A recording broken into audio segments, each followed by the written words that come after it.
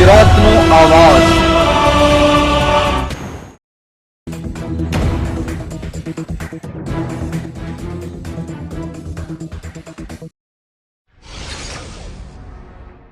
કલ્પેશ બારોટ સભ્ય ZRUCC western railway અને ધનસુખભાઈ રાજપૂત સંયુક્ત નિવેદનમાં જણાવે છે કે આજરોજ વેસ્ટર્ન રેલવેના general manager Shri Ashok Kumar Mishra inspection માટે સુરત પધાર્યા હતા।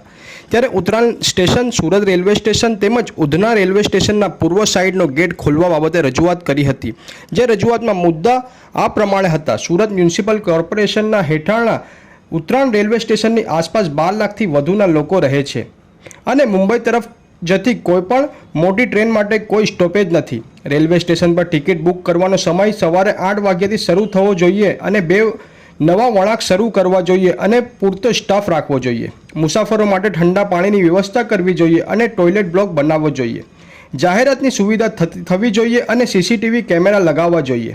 રેલવે સ્ટેશનની પશ્ચિમ બાજુએથી માટી શુદ્ધિકરણ કરવું જોઈએ। પ્લેટફોર્મ નંબર 1 ને પહોળો કરવો જોઈએ અને પ્લેટફોર્મ નંબર 2 અને 3 ને લંબાવવો જોઈએ। રેલવે સ્ટેશન પર પ્રાથમિક સુવિધાઓ જેવી કે toilet block, food stall, waiting room, feeding room, platform shed, નવું બુકિંગ કાઉન્ટર અને અન્ય પાયાની સુવિધાઓ પૂરી પાડવામાં આવે।